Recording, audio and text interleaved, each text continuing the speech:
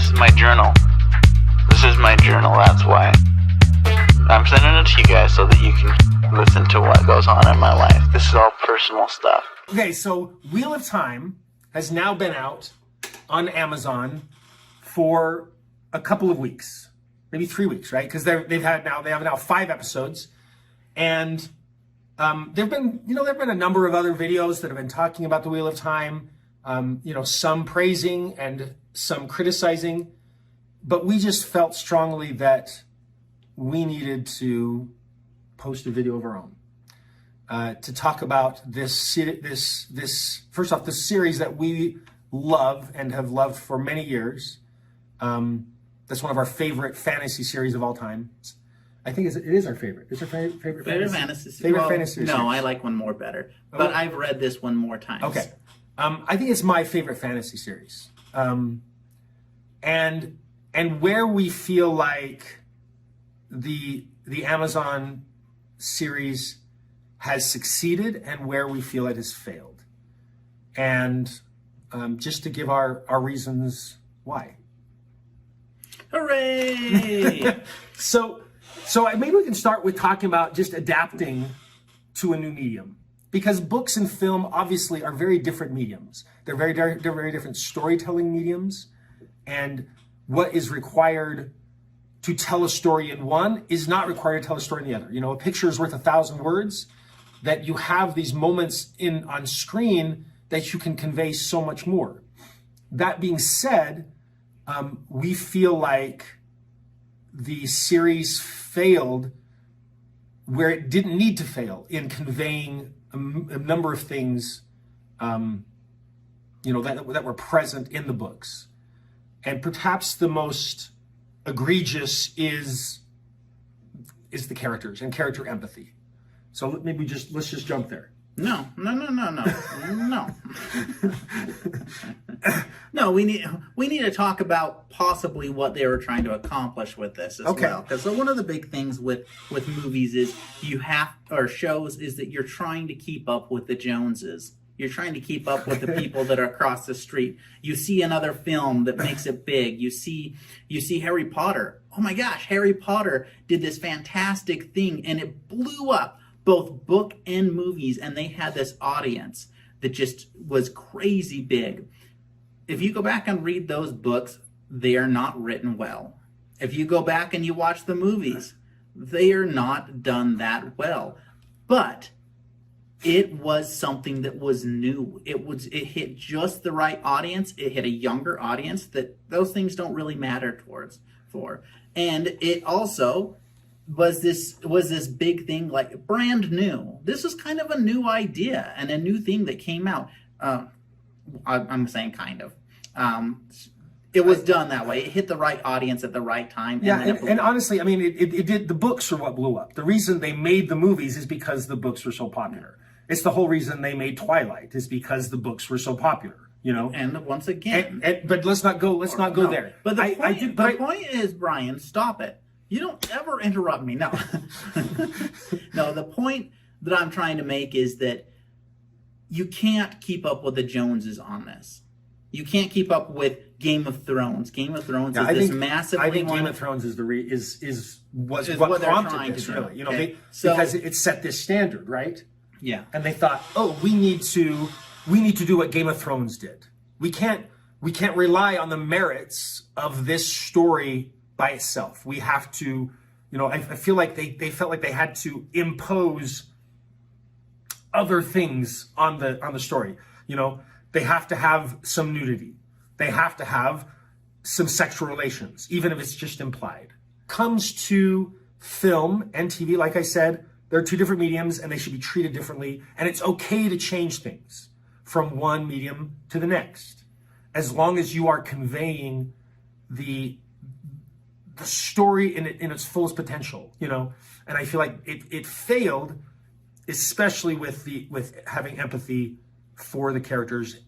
So I feel like with, like they felt like they had to force something, like having Perrin be married. Well, first off, I mean, they made them from teen, because they were teens in the books when it started, and it put them immediately adultified them. in the TV show. And I guess they thought they had to do this so that they could have more adult themes, that the day and age and carnage and they could put in nudity or sex, that if they're adult characters, that it's more acceptable or more, I don't know. They just wanted to have them be adults from the beginning. Just so you know, guys, you can be an adult and still not have sex till you're older. I'm not preaching this as gospel that you need to do this or you should be doing this or some religious thing. I know plenty of people that have been like that, that's just the way it is. And our society, we shouldn't be throwing our society into this little village. Yeah, and that's one of the big things. When you see, because teens are really just pre-adults. When we were teenagers, we thought we were adults. In other words, we were beginning to see the world and gain a perspective on what is worth pursuing, what's valuable, what's of value, and our morals. And there's so much confusion at that age. But putting them as adults, I don't know. It just felt like it made them. It actually pulled away the danger almost. It's when you're a teenager and you're dealing with these very monumental things and dangers, it's even that much more. It gives them that much more weight. So I can understand the reasons, but I disagree with them making them fully adults, like that are 20 years old. As far as character empathy, we only had the one scene where they're sitting at the table inside the inn with Matt, Perrin, and Rand. And we know that I guess Matt is unlucky at gambling, which I kind of like in considering where the books go, where the story goes after, that his luck is one of his biggest things later on, So I'm okay with that. But it just made him like a jerk and a scoundrel without the playfulness. So the problem with what they did with these characters is, and the most egregious thing is that you can do when you're taking something from a book and and turning it into a movie, is not hold true to the characters and who they are. That's the most egregious thing. If you can't see those characters making those choices and it rings true, you're like, oh yeah, these guys are just like that. This is them, and it sets them up, especially right at the beginning. Yeah. Anybody that's read that book is going to feel cheated for sure. They're like, oh, okay, so he's gambling, but then he's also like a thief. He's a thief. Not only a thief. I mean, he steals a brooch from this random woman in the inn, right? So never in the book am I seeing him as a scoundrel. I never see him as a scoundrel. I see him as someone that I don't like when he gets the dagger later on. Someone who's annoying and just, whatever. Something's wrong with him. But I never see him as a scoundrel, someone who's just, who's not likable. Like his likability is his greatest trait. Exactly. And his likability comes from his ability to have fun with anything. That he's a prankster. He's a prankster. He's not a scoundrel. He's a prankster. And you're going to hear this phrase a lot. He's not despicable. Yeah, you're going to hear this phrase a lot. Where's the badger? This is our new thing. This guys. is the theme of this video. No, the theme of this video. It's the theme of this video. It's the theme of a lot of videos. Okay, so know where this comes from. So to set a little backstory, Matt in the book takes badgers and puts them in bags, and even at the beginning he comes up with a badger in a bag, does he not?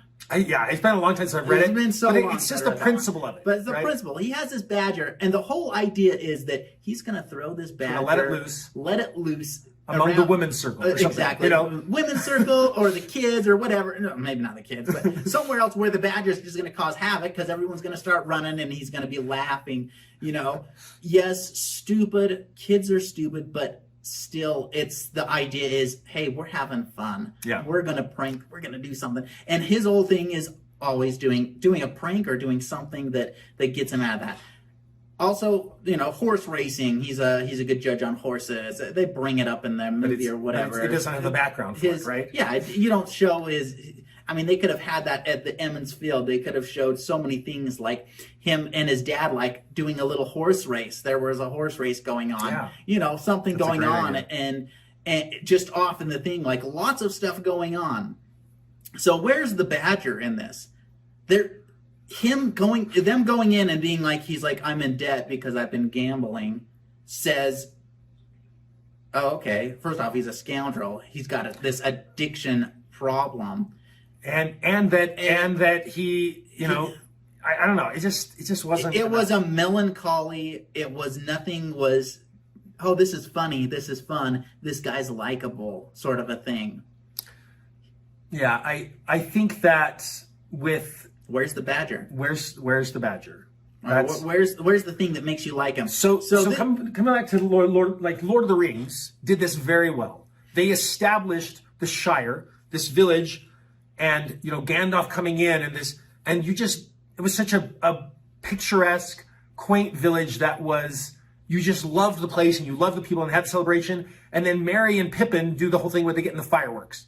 And they're like, blows them in their face and like, let's get another one. Right? Yeah. And the thing is that in the books of the Lord of the Rings, that wasn't Merry and Pippin. They never had that scene in the books. Merry and Pippin joined Frodo and Sam on their journey, and they're friends, it. But you immediately liked their characters way more than the book, because the movie had that, And this one did the opposite. You didn't like the characters. You especially didn't like Matt, because you didn't see that playful side of him that is so crucial to see and to ground his character on, so that when he starts to darken, when he starts to, become corrupted after getting the dagger, that you're still willing to stick with him. You're like, there's something wrong with him. There's a contrast. There has to be a contrast. You can't tell that something's wrong with him beyond there's like this makeup and darkening. Behind him, the darkening of the eyes, the makeup, and he's like brooding, the brooding a little bit more. But beyond that, he still doesn't seem like too much of a different character. I mean, you kind of got the idea. But then you can also think, oh, well, is he? And this is maybe where it's going. They're trying to make you think, is he the Dragon Reborn? We can talk about that. So that's Matt's character. Where's the Badger for him? Yeah. So let's talk about Rand and where's his Badger at? Well, what rings true to him? Well, one of the things that I really I can understand that you want to introduce the action. You want to introduce the Trollocs in episode 1. You want to have them attack the village and disrupt everything, but I feel like it wasn't earned.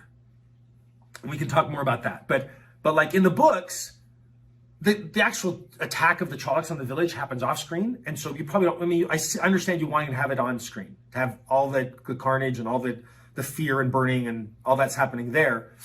But in the book, Rand is walking on the road with his father, heading towards the village with their cart and horse, and he sees a dark figure on the road behind him. And it's foreboding. It's scary because the wind is not ruffling the guy's cloak, And he turns back to his father and says, "Dad, there's someone back there." And Tam, his father, turns around and it's gone. And that sense of foreboding, I think, is way stronger, especially in the first episode, than the payoff of having the Trollocs attack in the first episode.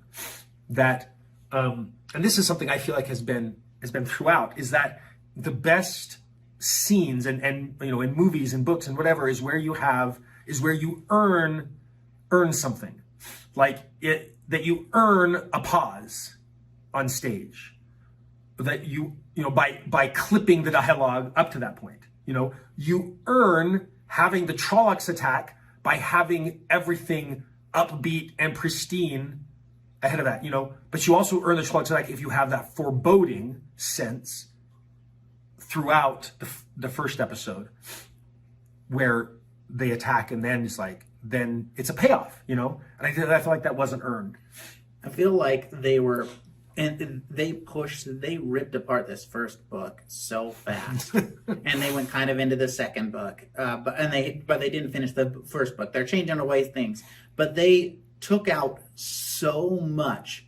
It's almost like it's a different story. At first, we thought that there was going to be 7 seasons. That was the idea, or 8. It looks like they're going to do it all in 2 seasons, like the whole 13 books. I'm just saying, like, with them cutting stuff out, and I'm fine with them cutting out a lot of the stuff. Actually, that's not a bad thing. However, you cannot cut out learning who the characters are and setting that up to where not just learning the characters, but more importantly than anything else is empathizing with them and loving them, being willing to stick with them. Now, it's easy to watch another episode of a TV show, and so you can allow them to grow on you more. But that was what was lost the most, is that crucial empathy for the characters. One of the things that happened, this is all tying back into it, that Game of Thrones is about nudity and sex, right? There's so much of that in there, and that's in the books. The books are nudity. There's so much nudity and sex in the books, and that's not in the Wheel of Time. It comes later. There's some scenes later. Book 4, guys. Book 4, good. Okay, but in this first episode, you have Egwene and Rand.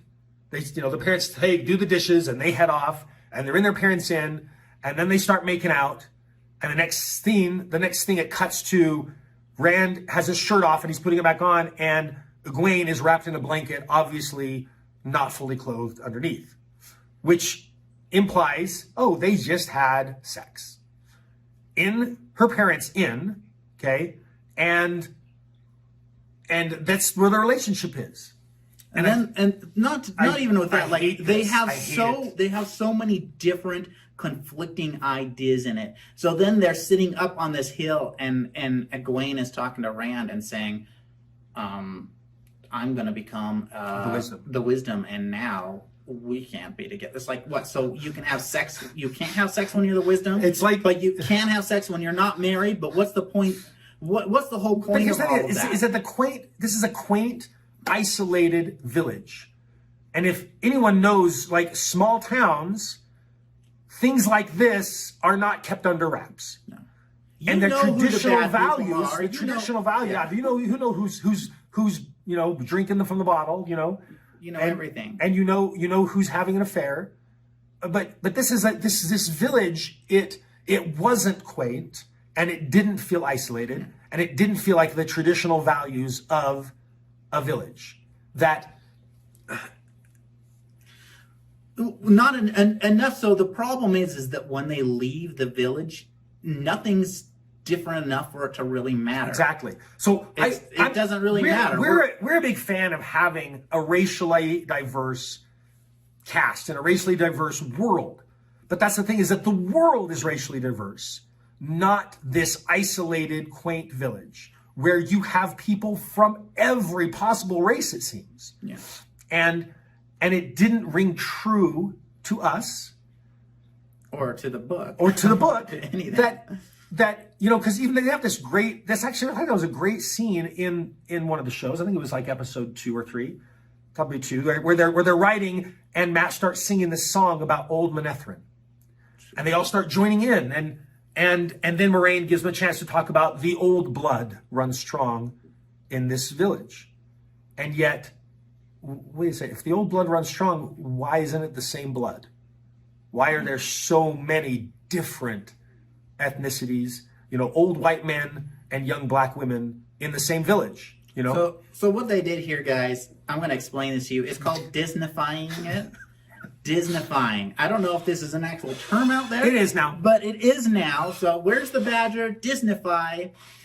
What happens is, in Disney movies and films, they take every single race and they make it one family. They're like, oh, this family, we have a black person, we have 2 white parents and 1 black son. Asian, we have Mohican, we have Southern tribe, whatever, we have all these races from everywhere to show that, hey, we're all a big happy family, and to include everyone. And it's a dishonor to do that because it doesn't ring true. Not that we're not all a big family and that we can't we are fans, fans. Can't love each other.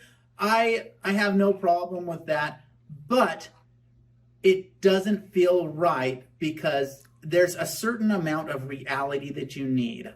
And this village did not have that diversity or anything like that, and did not have the reality of it. So nothing them going forward is going to be, wow. Like it doesn't matter. Here's the thing. What's earned in the book, again, what's earned is when Moraine and Lan show up, they are complete strangers, but they're also very different. There's something about them that's different than the rest of this village. Mm-hmm. When they go out into the world, there should be this sense of like awe about what they're encountering and all the different peoples of different skin colors and different racial ethnicities that they're encountering. They didn't earn that. Because they had this village be so racially diverse. Which is like one of the things when Rand and Matt get to, Canelan, they don't even go there in this one, but when they get there and Rand's going out, it's like, hey, I want to see the town. This is all This new. is a city. This is a city. And Matt is like, no, I'm staying in. That is like, wow.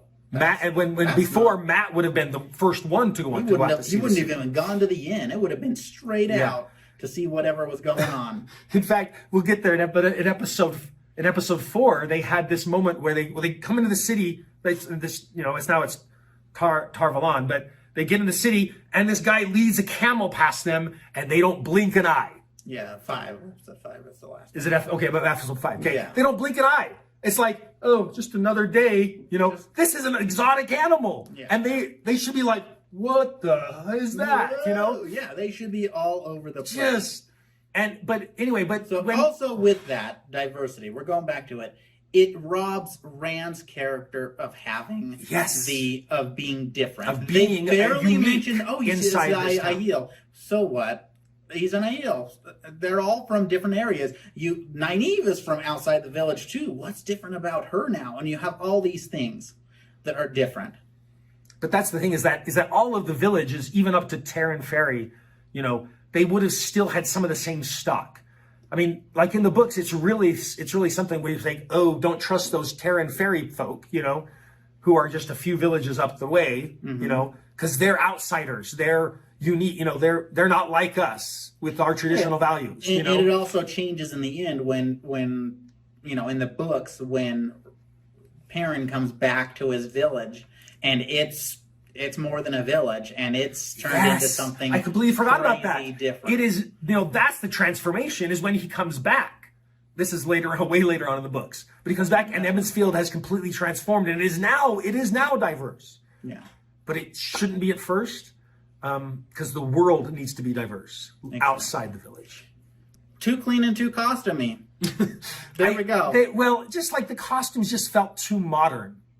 And the sewing and the thread, like Egwene has this checkered coat that looks like it came from Bloomingdale's instead of the Aes Sedai. When they come in, they're supposed to be. They should be the ones that are in fine silks and cloaks, and the stuff that they have and fine clothing and clean is expensive, and it's like stuff that they can't afford anything like it even close in that village. Like just hemp and just rough material. Exactly. These are farmers. Here's the other thing. This is another Disney thing that they do in movies, is they have all this bright color among the people.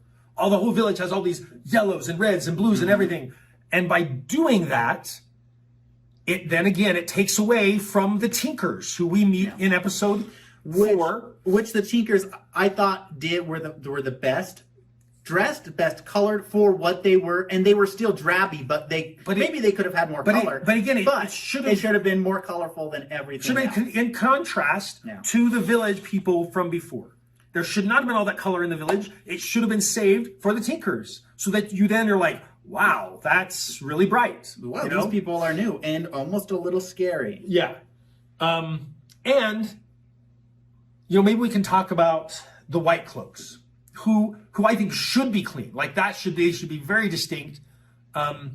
And we both actually liked, the portrayal of is it Ian Valda? Child Valda. Child Valda. And he was, he'd cut off the hands of an Aes Sedai and hooked a ring on his belt, and was eating, some, raw or not raw, but rare meat, and that was all great. What I wanted to see actually is that there was a false sense of piety. I think it actually been even stronger if, rather than smiling at the witch, that he was frowning and just sad. I wish that I didn't have to kill you. Like if tear had leaked down his face instead of him smiling. So this character, I thought they did one of the best with this character, even though Brian raises a point. I don't know if I agree with it. Maybe. But they did make him in a way that was like, I felt like portrayed the White Cloaks, how I see them, as thinking that they're so righteous and so off base and scary, to the point where this guy was actually really scary to me. Yep. He's a frightening person. Someone that I would be scared to run into. I wouldn't want to be near him at all.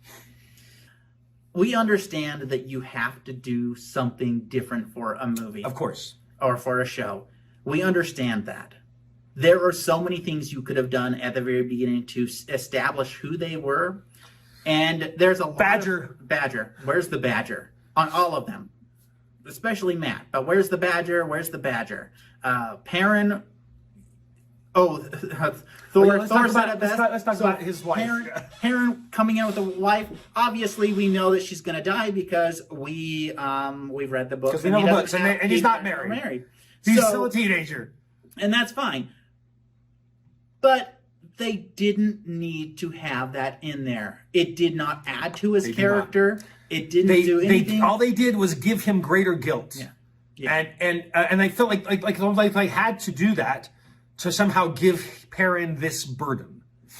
And how it's accomplished in the books, which is really, really wonderful, is that he is a blacksmith. Like he is the apprentice to the blacksmith.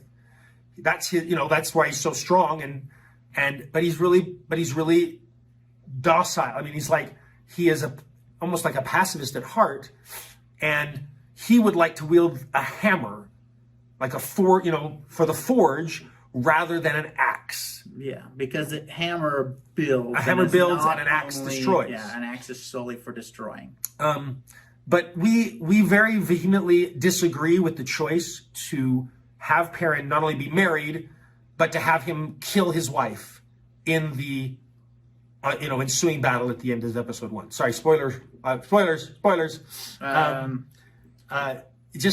It's called fridging, as far as I know. There's Thor, the body in the fridge, or the lady in the fridge, or whatever. Yeah, so in a comic book or whatever, some evil guy puts his girlfriend in a fridge, and the guy comes back, I think it's the Green Lantern, and says something like, and then all of a sudden now he has a purpose to go and catch this guy, and now he has a vendetta or whatever it is. Well, now Perrin has there was no reason for that beyond someone thinking, this doesn't hold true to me. There's so many other ways that you can do subtly. You can have someone be docile. There are lots and lots of people that don't like killing. I know lots of people that just don't like to go around killing people. So that's just doesn't. I mean, they made the choice. They made the choice, and they stuck with it. But it felt too heavy-handed, and not necessary for Perrin's character. Yeah. Let's talk about the wolves. The wolves. So the CGI. So we'll get into the CGI versus real. Okay, I think we both loved the real wolves. The real wolves like were that moment awesome. when the wolf come and licked his, because they're real, and it licked his leg. Okay, that's kind of cool. When they're showing the wolves chasing them, and it's like bouncing, and the way that it's moving, you can tell 100% that's CGI. There's no, and not just CGI, but poorly rendered CGI. And maybe the wolf looked really good, but the movement, there is no excuse for that now. CGI is so good. I mean, look at Samuel L. Jackson in Miss Marvel or Captain Marvel. Man, The CGI on that, Yeah. he looks Like him so young? fantastic, and not just that, Amazing. I can't tell that that's fake. Yeah. I thought that's a real man, unless they went and they did that. Well, I think they did. man. I mean, it might in part by makeup, but anyway, let's not. Anyway, the wolves CGI. They. I don't know. Someone's brother was doing it. Someone's brother was doing it. I could have done probably a better job with the amount of money they spent. And we're kind of. I know we're kind of skipping around to all these different episodes, and but one of the things there's two more things I wanted to touch on in this video. One is the heron marked blade of Rand's father, Tam. Huge thing. It gave this brief glimpse of it, but you don't know what it is. But for someone who knows not familiar with the books at all, they're like, okay, why did it show that? It showed it a couple times, and to be even worse is that you have the greatest sword master of all time, swordman. Well, anyone that has a heron marked blade is a master. Okay. Is a blade. But you have the greatest sword master of all time. I'm going to say that's what Lan is. If you Tam? No, Lan. Oh, Lan. If you go all the way to the last book, he is the greatest fighter of all time. We're talking about Moraine's warder Lan. Moraine's warder Lan. Okay, we're going to go all the way up there, and he makes no notice of it in the movies or whatever. In the book, immediately he's like that's why he makes a comment on. That's a heron marked blade. He's like, where did you get that? And then Rand immediately is like, but coming back to Tam, his father, the Trollocs attack, and Tam is wielding this blade. Now, yes, he hasn't wielded it in a long time, but he's a blade master.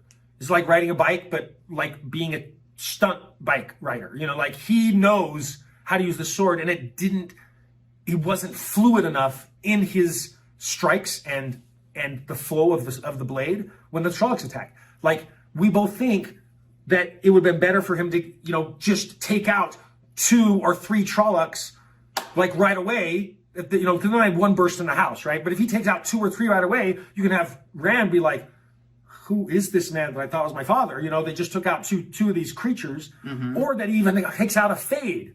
Now, I mean, that's my thing. I think he should have taken out a Fade. I think he should have probably taken out 2 and a Fade, 2 or 3. Anyway, but at least that he takes out 2 or 3 Trollocs without blinking an eye, and then he gets wounded. Like that's the whole thing. But I just feel like they didn't. If they would have shown the heron marked blade and then show him be this incredible fighter, that would have been something. Then it would have implied what was meant to be implied, that this heron on the blade is significant. But they didn't do that. So. The last thing, let's talk about Shadar Logoth, the Shadow City. So they're pursued to this city in episode 2, and there's this moment, because it shows them back and forth, like running through the forest, and the Trollocs bounding, and some on all fours, pursuing them, and then they get to the city, but they're like 100 yards from this fissure in the wall, and they stop, and they turn around. And the Trollocs are right there, and they've stopped 100 yards back. And they're like, why are they stopping? And my question exactly, why are they stopping? Like, they haven't entered the city yet. That's the only time they should stop, is when they get in the city. Not when one party, the fleeing Emmons Field people and Lan and Moraine have stopped 100 yards out of the city, and then suddenly they stop 100 yards back. That doesn't make any sense. Like, they should be pursued to the walls of the city, get in through the fissure of the wall, and then they turn back and say, why have they stopped? Because then they're going to stop 100 yards from the wall. And even that you're going to have the Fade be pushing, whipping them or push them on. The Trollocs just won't go any further, right? I just felt like that was that says a whole lot more than just seeing them stopping, because you're like, why? I don't understand. Yeah. And then you can see, they're afraid of something in that city. Yeah, it's the city that's stopping them, not the trees outside the city that are stopping them. Exactly. But then this is a huge flaw in the script. They get inside the city, and much stuff happens, which we can talk about in a sec. But then they all escape. They all get out of the city and are separated. But guess what is no longer outside the city? Trolloc. Not a Trolloc in sight. Nowhere. Okay? In the books, the Fade actually manages to drive, because the Fades are like taskmasters, right? The Murdral. They manage to drive the Trollocs into Shadar Logoth. And then the mists arise and start killing Trollocs, and half the Trollocs die, or more than half. And they all still get separated and still get out of the city, but you know what happened to the Trollocs. Like, most of them died.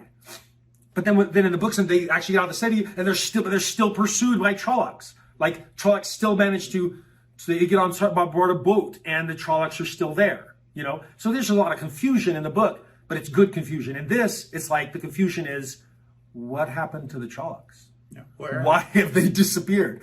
You know, like Nynaeve, Lan, and Moraine. Moraine's all wounded, and they're in this pristine forest without a care in the world. That, as if there's no danger anywhere near. Because there isn't. Because the Trollocs aren't there, and there's no explanation of why they're not there. What else? I mean, they took out people from the book that so far that haven't run into them. I'm all right with that. Yeah. Some of the people, there's so many characters. Some of the characters, I'm actually all right with them taking them out. Some of them they probably will bring in later. Yeah. The way that they're moving everything around, that's it. It can happen. Now, I think the whole point of this whole episode is there's a couple things. The biggest point of this episode is that you have this series that has a massive audience. It really does, just by itself, just of the books. I think it has a big audience. Every single book that comes out is a bestseller before the movies, before whatever. It was, it's a massive thing. You owe it to the fans to get the characters right. Yep. You don't have to follow the book verbatim. You don't have to do that at all. You can take out characters that are, that are superfluous, and you can do that. But you need to get your characters right, and you need to get the feeling of the book and everything, so that the feeling is the same. The feeling is completely wrong in it. Yeah. Now, I have not talked to a single person that has read the book or any of the books and then been like, they got it spot on. It was perfect. I have talked to one person who has said that this was they loved it, but they also loved World of Warcraft movie and thought that was so good, and they just loved the character, and they just thought that it was done so fantastic and everything. To me, I'm like, there's just so that's what I'm saying. It's like, that's the only one good comment I've heard from all of it. Besides the magic, that's one thing that I really like. I love the way they do the magic in it. Now, the last thing in here that we didn't mention is that they have this idea of Ta'veren.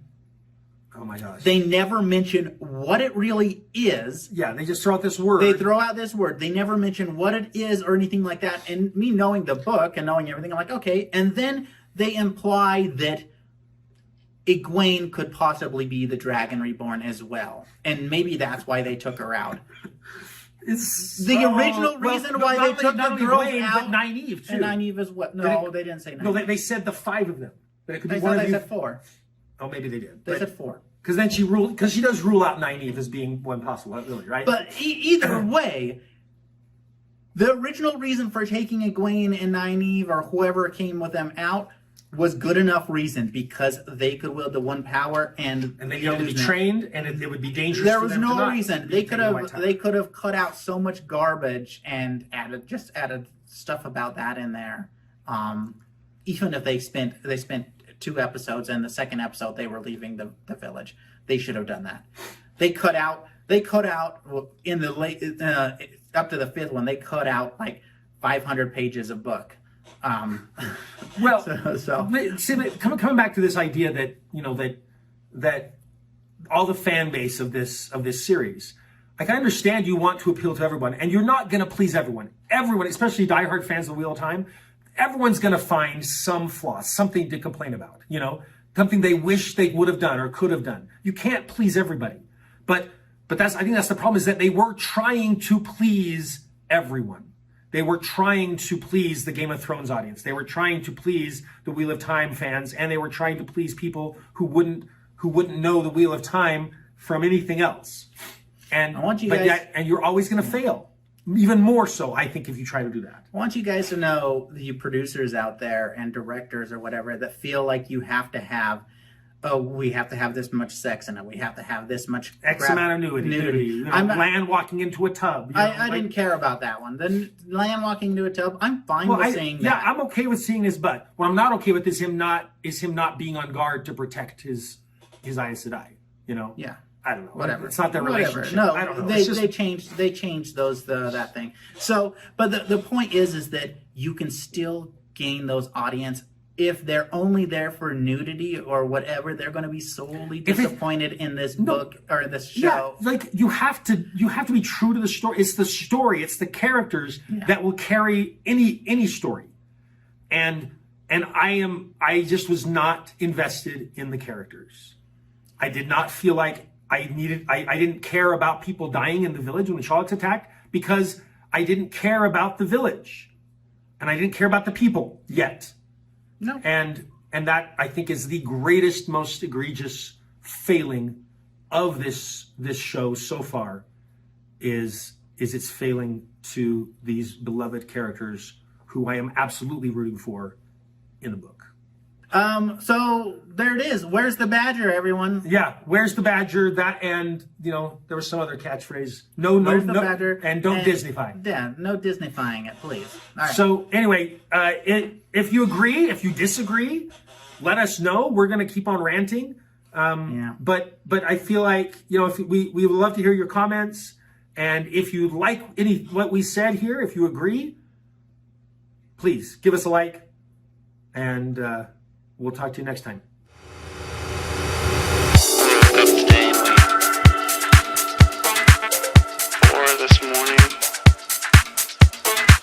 Oh, why am I telling you this? This is horrible. Oh yeah, because this is my journal. This is my journal, that's why. I'm sending it to you guys so that you can listen to what goes on in my life. This is all personal stuff.